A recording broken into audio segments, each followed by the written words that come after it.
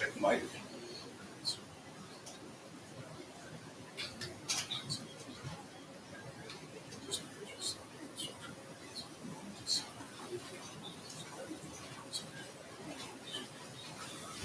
Check 1 2. Check 1 2.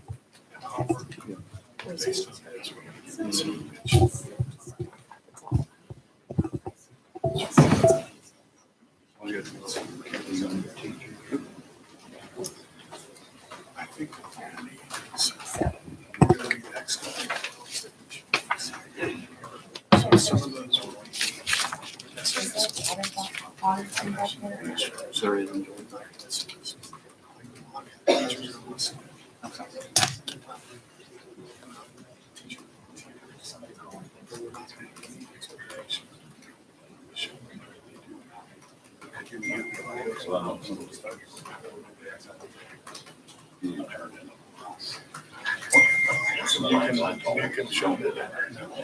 We'll have more. Within 48 hours, we'll have pretty much. I will. Have you come in? Okay.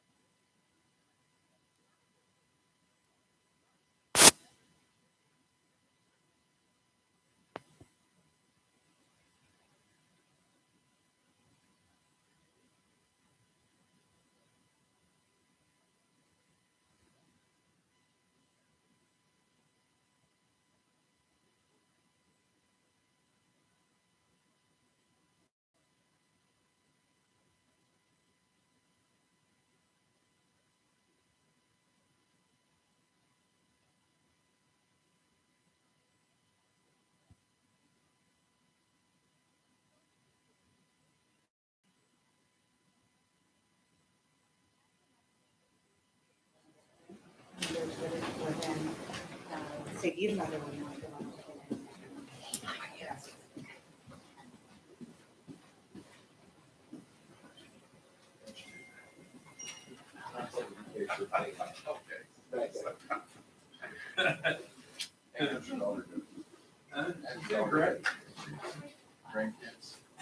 Yeah, they're like sick.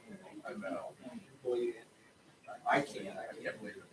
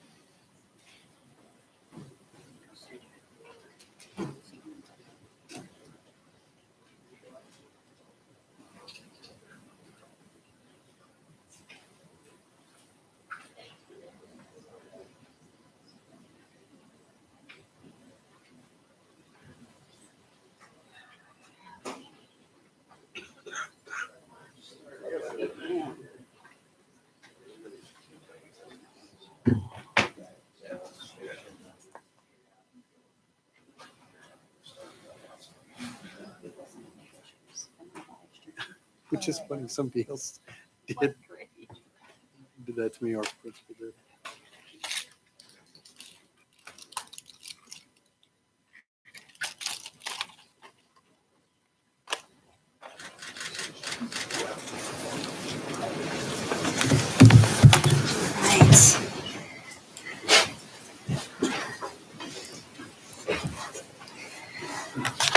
All right, good afternoon, board members.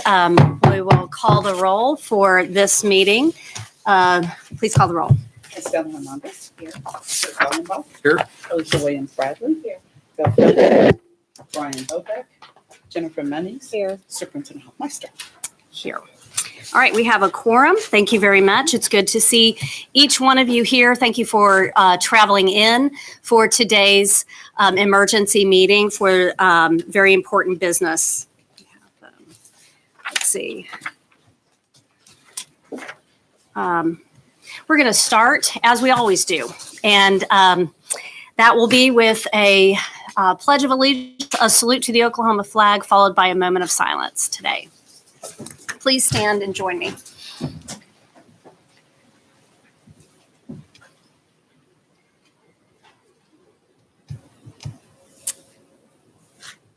I pledge allegiance to the flag of the United States of America and to the republic for which it stands, one nation, under God, indivisible, with liberty and justice for all. I salute the flag of the state of Oklahoma. Its symbols of peace unite all people.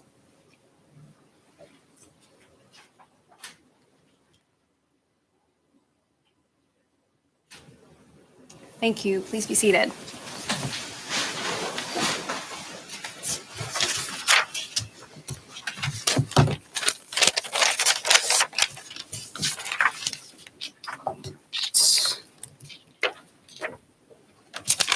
All right, board members, first a matter of business to clarify for you. Where's that? Here. All right. This emergency meeting is to take action to avoid a situation involving injury or imminent threat of injury to persons due to the coronavirus, COVID-19, and the requirements for public notice of a special meeting would make such procedure impractical and increase the likelihood of injury. Therefore, we have called an emergency meeting. So our first agenda is discussion and possible action regarding the mandatory statewide cessation of operations for our public schools. And I want to say, first of all, to each of you, this is not a simple decision that we bring this recommendation to you today. And it will be challenging for many families. Nothing takes precedence over the health and well-being of our people. Nothing. There are hurdles as we as an agency and will address so that schools can remain closed for as long as is needed to protect the health and well-being of our children, our students, our teachers who serve them, all sorts of staff that serve in school communities, their families, and the broader communities across the state. So as we open this item for discussion and your consideration, it would be our recommendation that we consider closure after spring break, which would begin actually tomorrow, March the 17th, and move to April 6th. And at that point, we will also have further evaluation and discussion about the appropriate next steps. This is a dynamic situation, very fluid. It changes by the hour, and we need to keep pace with those developments, and we are committed to doing that. We can call another emergency meeting, or we already have some meetings, a meeting scheduled for March. If we need to do that, we won't hesitate to call you back in. I would ask you if you have anything to present at this time. No, just real briefly, the authority of this board and the superintendent and the board set forth on the agenda All of it relates in multiple places to the supervision and direction of the public schools in the state of Oklahoma. So this is about all public schools in the state of Oklahoma. Do we want to discuss the definition Of the what this recommendation is. of our recommendation? Yeah, so the agenda, the language on the agenda talks about the cessation of operations during that time period that superintendent just mentioned. The cessation of operations would include all instructional activities and services, grading, extracurricular activities, staff development, trainings, conferences, however essential clerical and administrative activities such as business management, nutritional services, and maintenance may continue. And I think it's also worth mentioning that during this time, even for the past weeks, we have begun work with districts to provide them with a variety of practical Q&As related to those decisions they need to make locally.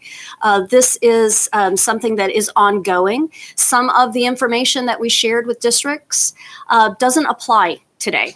And for that reason, the frequently asked questions and guidance that we'll be giving will be evolving with the situation as we seek to keep our students safe and take care of those who have been their teachers and are working with them, their support staff, and find whatever hurdle needs to be addressed and removed to make the right decisions for students regarding their health and safety.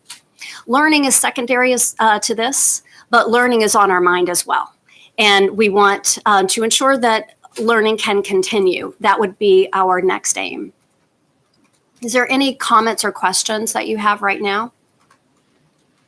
I have a question about, I know a lot of this will be addressed in the frequently asked questions that are to come, and that this has been a quickly evolving situation. Yes.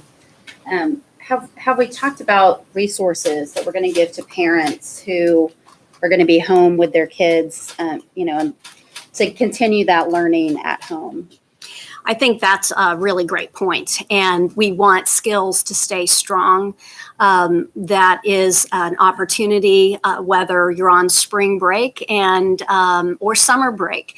But right now we're looking at an extended break without instruction.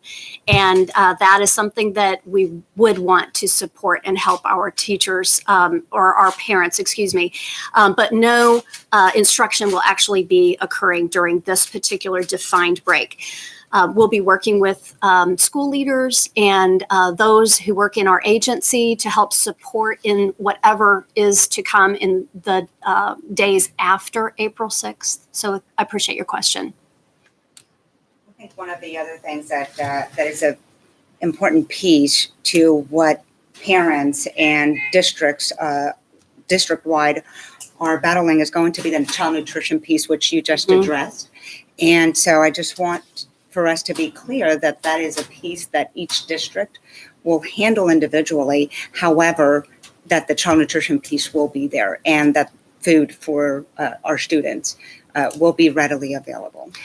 I'm glad you mentioned that. So last week we applied for a waiver from some of the rules and regulations federally that come from the U.S. Department of Agriculture as we anticipated a need for potential closure or extended time of being away from those nutritious meals that children count on. And we were granted 2 of the 4 waivers so far, and that news came on Saturday morning. So we feel we are in a better place to make this announcement today, of course, and this would involve those services which would allow the delivery of meals on bus routes or however districts choose to do that, should that become necessary. It also allows for what we call grab and go delivery of food, where some may have sites set up where students can or families could come and take those meals with them. So this is a conversation that, again, is going to be a much broader conversation across the state. And at the same time, it will be uniquely executed based on the needs of a local community. But that waiver was very important, and they turned that around in a short period of time. So at this point, are we asking schools that all activity cease, tryouts? I know that there are schools that during this time, they have palm tryouts, different events so we're asking them to not, or we just want to make sure that here we're clear with all of that. Yeah, so as part of the ceasing of operations, that would include extracurricular activities as well. Yes. And yes. Can you talk about the testing window? I've gotten a lot of questions. I'm sure others have too, as far as how does this impact testing? What are we doing, looking at testing, and just kind of to let everyone know the status of all of Yes, that's a very important area, and it's on the minds of many people that are working to prepare for that end of year assessment that's given for 3rd through 8th grade and high school students. The window is still in place, but please know that we have flexibility within our contracts with our district or with our testing vendors. And we also are we will use any federal waivers that we need to go after and apply for situations that warrant that. And I certainly know that that is a question that we want to get answered as quickly as we can. We're not going to ask children to come and be assessed under circumstances that would not be the right thing. And we will not hesitate in making that call. For today, we are looking clearly at just the period of time between now and April 6th, but I am not afraid to make that decision. And we are going to begin that process of having as much flexibility so that we can make that decision right away. And districts want to know if that is going to happen or not. So that's one of the top priorities that we have, and I would like to be able to address that and other areas related to school accountability as well as assessments at our next board meeting. All right. Other concerns or thoughts? I'll say I've joined the calls that you've had for district and school leaders, and as well as reading all the information that's come out through the State Department. And it's been so helpful in keeping school leaders and district leaders abreast of what is happening. It's such a challenging time with unprecedented situations, but the department has done a wonderful job of keeping us prepared and informed.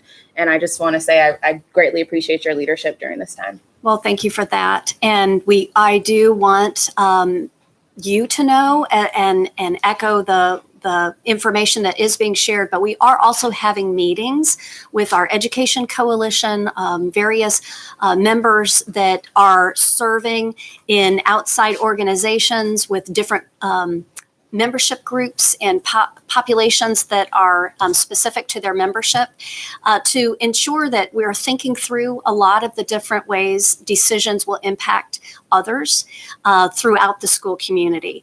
And I'm grateful for that support and work and collaboration. Then we also are setting up calls with our school districts.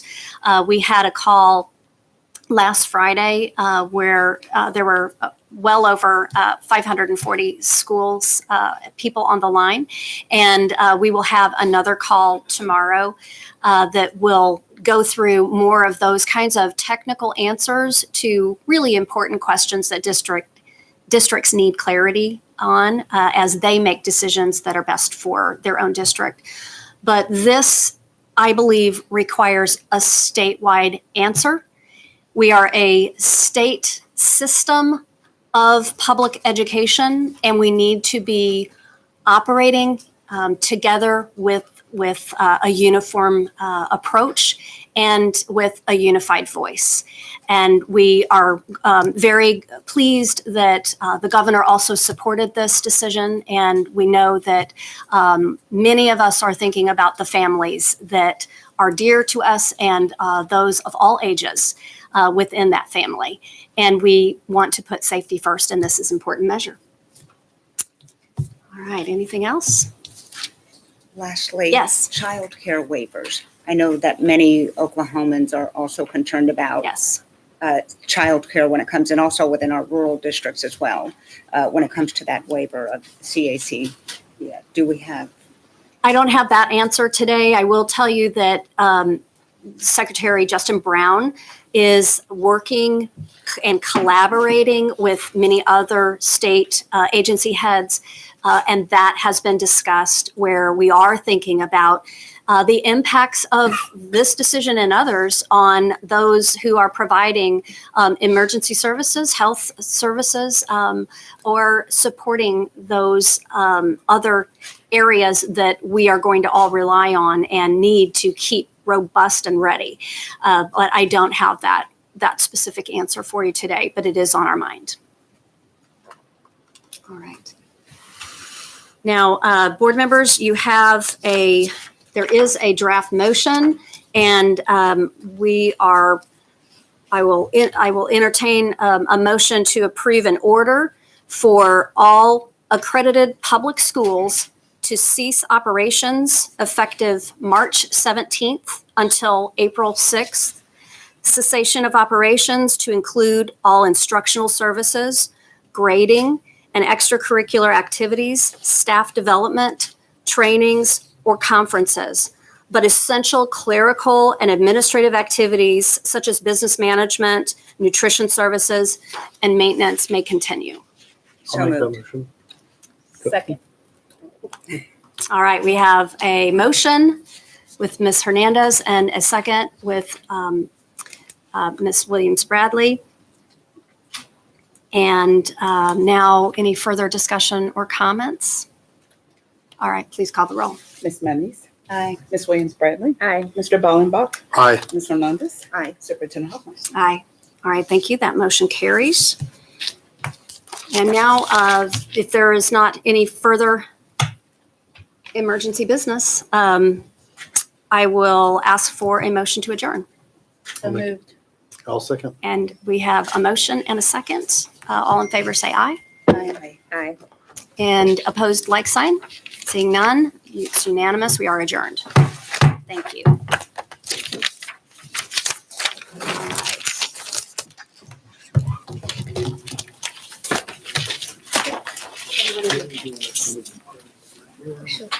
Or we could just, do you want me to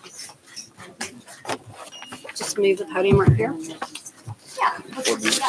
We'll just move the podium here. Sure it'll be sooner than. And I'll stand up and we'll talk. Or I could just, however you want. Yeah, I'm looking. I think it'd be easier for the. Okay. Or I can, whatever you want. You want me to switch?